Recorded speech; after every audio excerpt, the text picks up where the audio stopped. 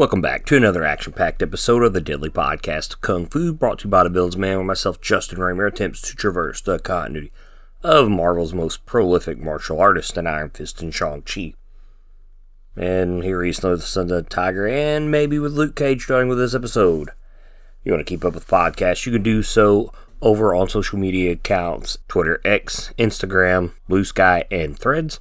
If you want to keep myself, Justin Raymer, you can do so over on Twitter, X, and Instagram. If you want to hear me talk all of the comic book goodness smashed together in an omniversal campaign of chaos, check me and my friends out over on our TTRPG podcast, Last Half on our left, where we play tabletop games such as Dungeons & Dragons and Pathfinder. I'm currently GMing the Infinity Crisis of the Omniverse, where my players are Doctor Doom, Turtle Ranger Donatello, and Kid Goku, trying to save all of existence from being enslaved by the emotional, electric, magnetic spectrum thing that controls all the motions in the DC universe. But we're not here to discuss all that comics. We're here to discuss today's more recent comic. I guess it's about a year old. At the beginning of the year and towards the end of the year, I kind of grappled with here on the podcast, like, did I really want to start covering newer stuff? I always cover MCU stuff when it comes out regarding, Shang-Chi and Iron Fist. I covered parts of the 50th anniversary for Iron Fist earlier this year. And, there's a lot of good stuff going on. And I was like, yeah, you know what? I think I'm going to do this. There's a lot of important things coming up this year regarding characters that I talk about here on the podcast. So I was like, yeah, let's go ahead and do that. I kind of put some feelers out there the other day on, I guess Twitter got the best feedback. People were like, yeah, please cover some new stuff too. So what I'm going to attempt to do is cover mostly Shang-Chi and Iron Fist. I'm going to cover some Luke Cage stuff as well. And I'm going to try to release that on Saturdays. And I'm going to keep up with the continuity of stuff on Wednesdays with the older stuff. And eventually it'll meet up. And it's not like you'll have new stuff all the time that come out on Saturdays. But I'm going to cover some of the stuff that's currently going on and try to play catch up. And we're going to start that today with Timeless from 2023 or 2024, depending on how you want to see it. It's Volume 3. It's the big story with Power Man in the Immortal Moon Knight, which is about to take place here very soon, as in next week. We're going to get the ongoing or mini-series. We're not really sure. I think it's a mini-series, a 4-part maybe, that involves this Luke Cage from Timeless. And so I don't know, that book's been over a year old, but I wanted to start there because there's a lot that goes on in that book that kind of was building up as fans for the next year, as in 2024 until now. So, we know that Luke Cage is currently wrapped up with all of Al Ewing's Venom stuff. Whoever you think that is up to you. I would like to think that it's Luke Cage based on what I've read in issue 1. I haven't even read issue 2 yet. I need to do that. I haven't even read Avengers Assemble number 5 yet for Shang-Chi. I've got a lot going on behind. So I've debated covering Venom just for the Luke Cage aspect of everything. So I might do that because I haven't read number 2, just give my thoughts because, it could possibly Luke Cage, that's who it could be. Everybody's in the internet, that's what they're talking about. We're going to talk Timeless and we're going to talk Volume 3. And we'll just see where everything goes. But the issue was released on December 27th, 2023 with 16 other titles from Marvel Comics. They are Avengers Inc. Volume 1, number 4, Black Panther Volume 9, number 7, Captain Marvel Volume 11, number 3, Carnage Volume 4, number 2, Deadly Hands of Kung Fu Gang War Volume 1, number 1, Ghost Rider Volume 10, number 21, Immortal X-Men Volume 1, number 18. I always tell you, before X-Men, Thor, and Hulk were immortal, we had the Immortal Iron Fist. Marvel Superhero Secret Wars Battle World Volume 1, number 2, Miles Morales Spider-Man Volume 2, number 14, Predator vs. Wolverine Volume 1, number 4, excellent series. I'm very excited for Predator vs. Spider-Man. I've wanted that since I was a child. Sensational She-Hulk Volume 2, number 3, Spider-Man Octopus Girl Volume 1, number 12, Spider-Woman Volume 8, number 2, Star Wars Dark Droids Volume 1, number 5, Star Wars The Mandalorian Season 2 Volume 1, number 7, and X-Force Volume 6, number 47. It's so weird doing that. And everything is like a Volume 1, maybe a Volume 2 when I do the continuity series. Before this, it seems very strange. Because like a Volume 8, a Volume 10, and it's wild to think that there's that many volumes now. And man, it seems like everybody does like 20 issues now, and you get a new volume. Well, and number one sells. It's like almost every writer plots their story out for the character, and that series will be 1 through whatever, and then when the new writer comes in, they kind of just reboot the series at number 1. I get it, it's for sales. But the creative team for this story, which is basically titled just First Story, the story really doesn't have a name. Our writers are Colin Kelly and Jackson Lanzig. It's very weird doing names that I'm familiar with, just not with the continuity. This is going to be really strange for me. But we have Juan Cabal on inks and pencils. We have Edgar Delgado for colors. We have Travis Lanham. I'm sure I'm pronouncing that right, probably not. As letters, and Martin Brio, Annalise Bisa, and Tom Brevoort. There's a name that you should really know. As your editors. Your cover's done by Kale Nagoon. Maybe I'm not pronouncing that right. I'm not sure how to go by that name. I should probably look that up before I started. But the cover is basically the two characters you're going to get clashed in this book. A very ripped old man Luke Cage with a giant Hulk fist flaming with Iron Fist chi, and the Immortal Moon Knight in the background. Surprise, surprise. There's also 6 variants released with this book just for Marvel alone. There's something that I've got to get used to. And I'm not really going to dive into the variants of the book because they're not important to the core of the book. They're just there to, sell copies, and well, sometimes they make a nice cover. We actually get the Sorcerer Supreme Doom cover for this, and I think that's the first time that we ever see that before everything took place in 2024. But let's go ahead and move on to the story. Yesterday, Luke pokes fun at Danny as they have a discussion about how they got their powers. As a conversation turns serious about making the world better, both agree to be heroes for life. Tomorrow, high above Earth, a stationary white pyramid sends a beam of light from its orbit to the planet. Connecting to a futuristic city, hundreds of people travel there on foot to witness the promise of a ritual. Aspects wearing the emblem of a crescent moon descend to greet those travelers with promises of blessing and love that will last forever. One among them speaks up, claiming the moon beings lie and that all that awaits them in the city is death. He gives everyone gathered around him a warning. If they want to live another day, then be nowhere near the city tonight. Pulling back his hood, an old Luke Cage begins to make his way through the futuristic city. Looking upon a pyramid held aloft by the beam of light at its center, Cage knows he has to tear it down. As civilians and fanatics of Khonshu pass him by, Power Man is attacked by a psychic assault, showing him the past and all the pain that he has lived through. While on his knees in agony from the images, everyone in attendance passes Luke by and pays him no attention. Knowing what needs to be done, Cage throws his cloak to the street as he approaches the pyramid. Summoning the power of the Sentry, Hulk, and Iron Fist, Luke flies faster than the eye can follow. Using all of his strength, he shatters the structure and destroys his arm in the process. His actions summon the Immortal Moon Knight, who warns Luke that he should have stayed away. Summoning a beam of light, the Fist of Khonshu uses it to unmake Luke. Having only his arm disintegrated, Power Man charges, claiming it was Moon Knight's fault for everything that has happened.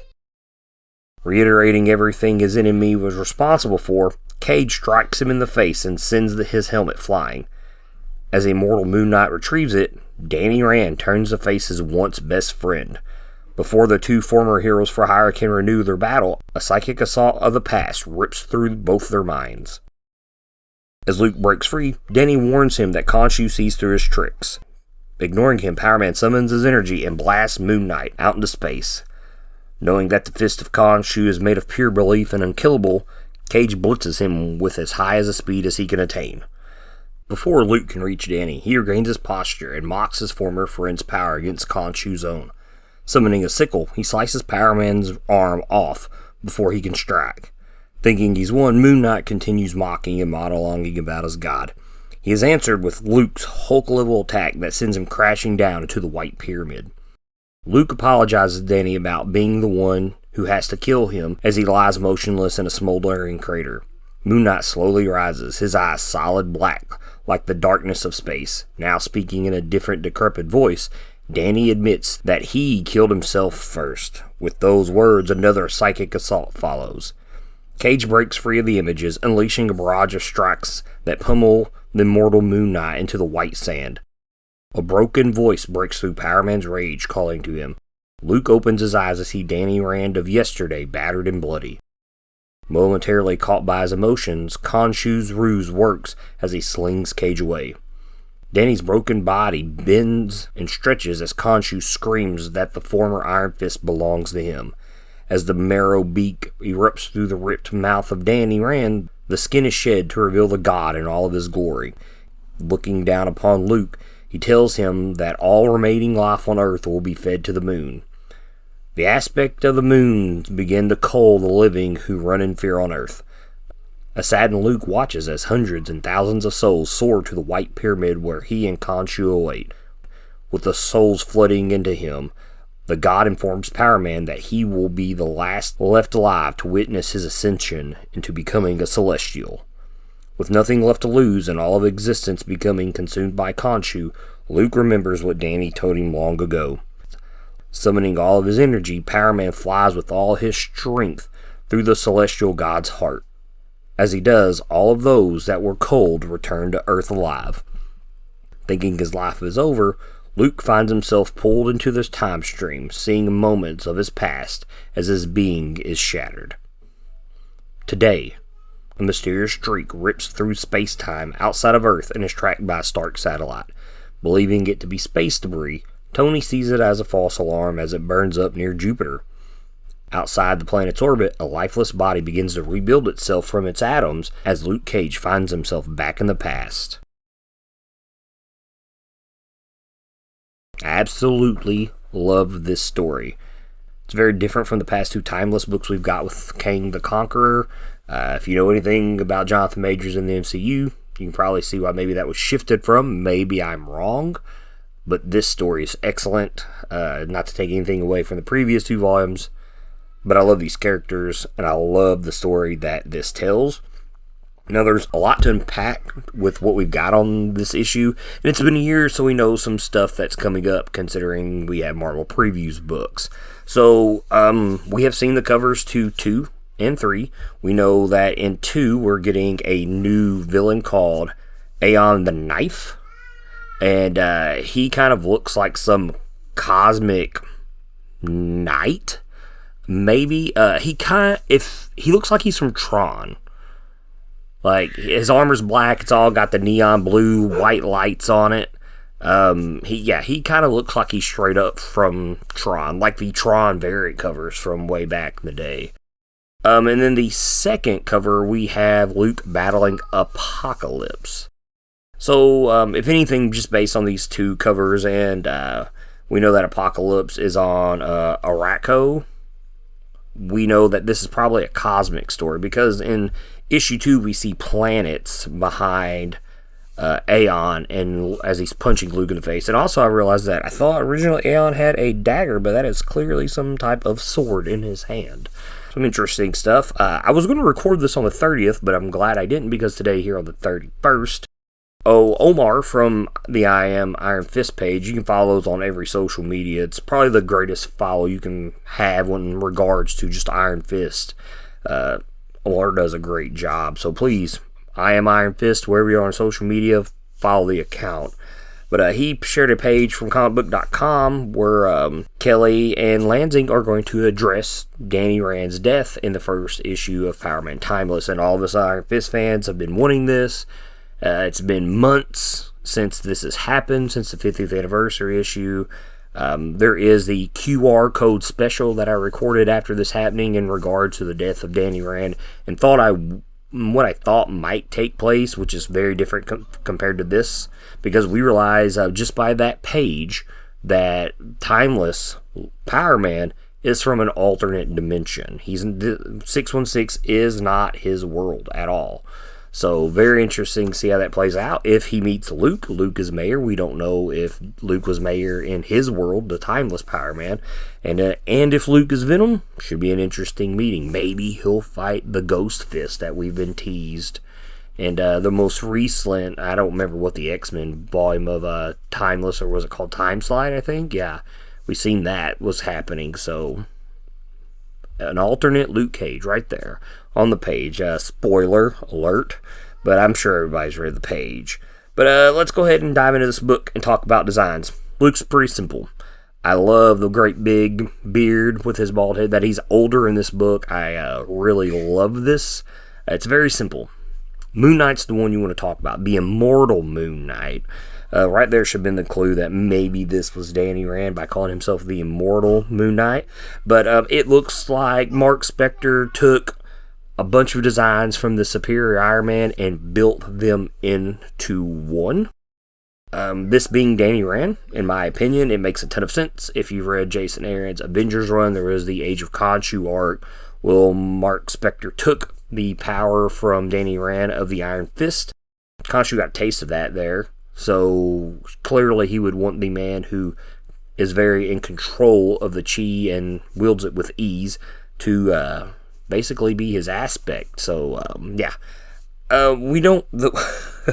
So when Danny's face is revealed, he's got this crazy mohawk cut and his ears pierced, man. And the first thing I thought is he looks like Will Ramos from Lorna Shore. If you've never listened to Lorna Shore, metal as fuck. I love Lorna Shore. But yeah, man, when his face revealed, that's the first person I've thought about. And I didn't care. I thought it was pretty awesome. So yeah, I really love this Moon Knight design. It looks super, super cool. Like I said, it looks like it's built in with some Superior Iron Man armor there. There's something else about this suit that I'll bring up later on. But yeah, I really like the design of the Immortal Moon Knight. We got a lot of questions in this book. So first is, how did Luke get all of his powers? With the scene, he says, I am the last confessor of the century, bequeathed with the power of 1 billion exploding suns and the darkness beyond the endless void. So we understand the century's powers, and we know that, recently 5 people have had them. So it's not that it's not the issue to me of how he went and got them. It's will we see the void come out of Luke Cage? I think that's a very interesting concept that he has that. And then we move to the next panel as he looks like he's Sunfire, that we see his veins and his eyes green, and it says, the blood of the Hulk flows through my veins. I have looked through the green door. Was this by scientific method, like a blood transfusion? Was he hit with a gamma bomb to get the powers of the Hulk? Will we see a monstrous form of Luke Cage? The mental battle, if he has a separate identity in his head that is a Hulk, and then he has the Void, man, I can only imagine what would be going on in Luke Cage's head there. There's a lot of monster inside him, and I know that this is a mini-series we're going to get, but man, I hope it's more than just one. I hope this is something that continues, because there's a lot to unpack with this character. And just by the covers, it doesn't look like we're going to remotely get any of that unless it's in really greatly told flashbacks. So I'm very curious about that. And then the big one for us Iron Fist fans, I have faced the one who stares back. My resolve is made of steel, and a dragon burns in my iron fist as he glows the chi in his fist. So did he punch Shao in the heart, which is the traditional way of gaining the Iron Fist, or was it done by some mystical means where he was given the power of the Iron Fist? So, a lot to unpack there with the powers of Luke Cage, and how did he come by them? Clearly, Marvel Comics knows what they're doing. Comics are always written yearly, I shouldn't say yearly, almost a year ahead of time, so this has already been figured out. I'm just very curious how it's going to play out and how it all comes about. It's all very exciting because I read the Hulk. I love the new Incredible Hulk stuff by Kennedy. Oh my God, best book on Marvel shelves. Love it, love it, love it. Another big question is when they first start their fight, and I love that Danny tries to unmake him with a beam of moonlight. Luke says, we are grieving from the White Sky event. What is the White Sky event? I've never known of any such thing in Marvel. I was wondering what that could be as I was reading the story, and then it went on. So if you go back and you look at this suit, there's a circle in the middle of it, and it literally looks like he has an eye.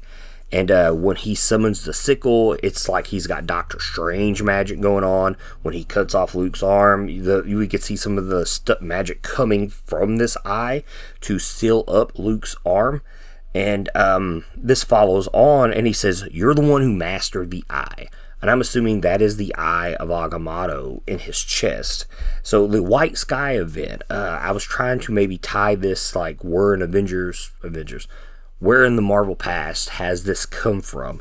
And when the whole the Master of the Eye thing thought, this is an alternate universe, so it could be anything. But the first thing my mind went to was Brian Michael Bendis' New Avengers. In the Heroic Age when Volume 2 had started, Agamotto was coming back for the artifact, and this is where Brother Voodoo becomes the new Doctor Strange. I love this story. Well, anyways, they possess Iron Fist, bringing him to the light dimension, thinking that his body would turn to slag and ash, as the term that they use, but he is a sacred, protected person because of the dragon, because of Shao-Lao, and they can't kill him, and he holds the Eye of Agamotto, and they go back and forth about him, and clearly if he can withstand that dimension, and he can hold the eye while he's there, like, why not master the eye? Because when he is teleported back by them, this is where he gets his white and gold suit, which comes out of nowhere. Like, no one was expecting this. And it's a really cool design. It's very different. Like, everything about his suit at that time that is green becomes white. The yellow becomes gold. It's great. And I could see where this is him mastering the eye after this White Sky event. Maybe this is what they're referencing in this alternate timeline. Just my guess, but it makes a lot of sense to me, knowing the character and what he's been through. So I really love that, and I hope, like, maybe if we learn more about the Timeless Power Man, that we'll learn about that event as well. He mentions where Danny had bought Stark Unlimited, and we currently know in the Iron Man books that Tony lost Stark Unlimited. Fei Long with Orcus in the X-Men titles calls a hostile takeover. I love Iron Man. I haven't read the new series. I know this, what I'm talking about, is still going on, that series. I haven't got to yet. I think they're at issue 4 now. But Fei Long had used a hostile takeover, and he controlled Stark Unlimited. He made giant Iron Man Sentinels that were hunting mutants. Tony got with Emma. A lot of people weren't big on the series. I really liked the series. I thought it was really good. Like I said, I haven't dove into the news story yet, but I do believe some of that is still going on based on the end of that series.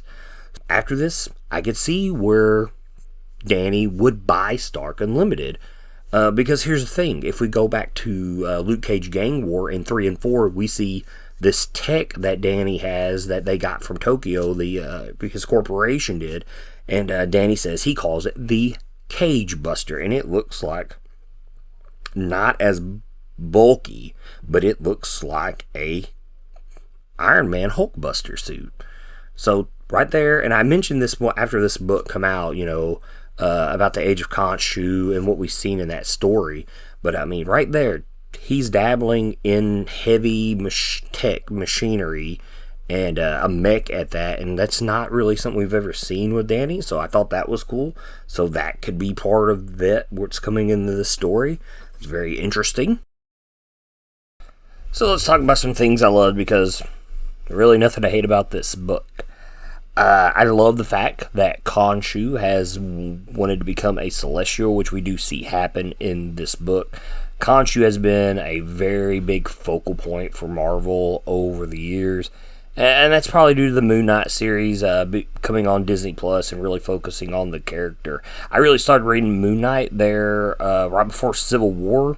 That's kind of when I was introduced with the character, I guess, with the Bendis series, because, everything was Bendis there at that time in the early 2000s. It's like the Bendis era of Marvel. But, and then once Mr. Knight stuff started to come around, I kind of fell off with the character. But, yeah, I really love the fact that he would want to become a Celestial, since he's such a lower level god. And when you're reading this, it doesn't, you kind of just brush over it, and they kind of give you a clue that this is what's about to happen.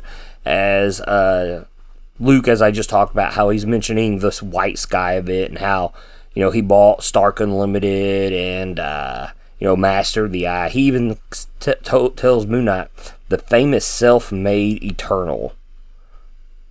Who do the Eternals worship?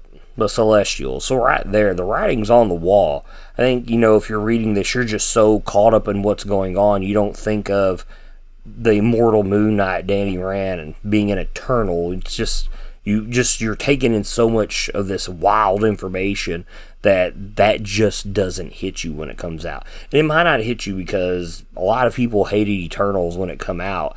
I don't mind Eternals. I would have done it a little differently than what the movie was, but you just kind of gloss over that because you're so focused on more of the Iron Fist Luke Cage stuff than you are the fact that, he's talked about that he's an immortal, so Khonshu, when it becomes a Celestial, doesn't cross your mind. But I love that. The image of him as a Celestial towards the end of the book is just beautifully drawn, with a pyramid like his heart in the center. I really love that. Excellent stuff. The visual of that pyramid being exploded by the chi of Shao-Lao the dragon as a dragon. It looks more like Manda from Godzilla Final Wars to me than I would expect Shao-Lao to look like. But I love it. The golden dragon busting through the white pyramid. Oh, it's so epic looking. And we just see that speck of Luke Cage, the Timeless Power Man, out above it. He just looks so small. And, because he just flew through this celestial Khonshu and, through the heart, because they make the references to the heart in the beginning of this book, how Danny punched the dragon in the heart. Love it. Just the callbacks in this book are great. And we even have some more callbacks to talk to. So, the beginning of this book, the opening page, the Yesterday book in the cafe, Danny says, when he's talking about punching him in the heart, how they got their powers. The callback in this book is Danny's suit. The first team up with Luke Cage and Danny, which is in Power Man 151 through 153, which is oddly enough the last continuity stuff I covered with both of these characters on the podcast. The first page we see with Danny, he is in this suit. Green suit with yellow button-up shirt. He is in that suit, and this is such an awesome callback. I don't know if that's Lansing and Kelly's idea to do so, or if that's Cabal's idea, but I love it. Oh, chef's kiss. Chef's kiss. It's great. Like I said, there's not a lot to hate about this book. And then we get the image of him surrounded by his team of new Avengers from the Bendis era, right before he punches through Celestial Khonshu, because everybody on that team around him is from the new Avengers team right after the Breakout story, except for Jessica Jones, which it makes sense. We've learned that she's died in this book, so it makes sense that she's there, but she looks like her alias self from that time period. Also a Bendis callback. Is Lansing and Kelly, are they massive Bendis fans now that I'm reading this book? This is kind of dawned upon me. But the Sentry, even with the shortcut combed back hair, he looks just like he did in this book. We have the same Iron Man armor.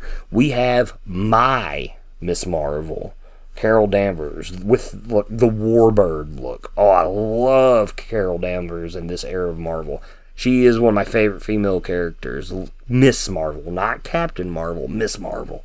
And then we have Hawkeye as Ronan, and they're all around him, cheering him on, flying towards Khonshu. I love this callback. The callbacks in this book are so good.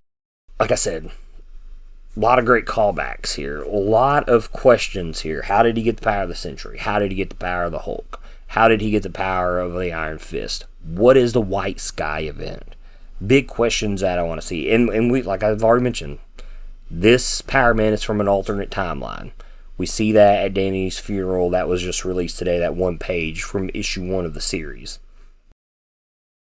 By the covers of 2 and 3, looks like we're getting a cosmic tale for this Power Man. It doesn't seem like he's going to be on Earth much. It seems like he's going to be more of a cosmic character. And with that power set, he should be. He killed a freaking Celestial. Not a lot of people in Marvel can say they do that. I really hope that this Power Man meets the Silver Surfer. I think that would be really cool. There's a really great heart-to-heart those two could have, based on everything that the Silver Surfer's been through and what this Power Man has been through. And I would really like to see that somewhere in this book. I think that would be really excellent. But I'm really looking forward to the story. Just rereading this yesterday and covering it has really got me hyped. It's really got me hyped to cover new stuff on the podcast. I'm entering the 4th year of the pod, so it's about time to change things up, and I hope this goes really well. It seems the followers there on Twitter that listen to the pod are pretty excited about it. So if you're listening, guys, I hope you've enjoyed this. Next Saturday, I hope to get out the first issue of Power Man Timeless. If not, it'll be very soon afterwards. But that's it for this episode of the Deadly Podcast. Kung Fu, brought to you by the Villains Man. If you want to keep up the podcast, you can do so over on Twitter, X, Instagram, Threads, and Blue Sky. If you like my music, Rushing Tiger by Kuro, check it out on YouTube or SoundCloud. But in the end, guys, remember, support your favorite podcast, support your local comic book shops, and keep reading comics, guys.